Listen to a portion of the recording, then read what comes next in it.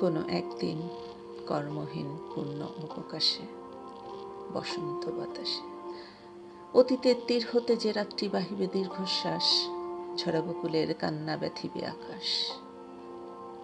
সেই ক্ষণে খুঁজে দেখো, কিছু মোর পিছে রহিল সে, তোমার প্রাণের প্রান্তে বিস্তৃত প্রদেশে হয়তো দিবে সে জ্যোতি। হয়তো ধরিবে কভু নাম হারা স্বপ্নের মূরতি, তবু সে তো স্বপ্ন নয়। সবচেয়ে সত্য মোর সেই মৃত্যুঞ্জয়, সে তো আমার প্রেম।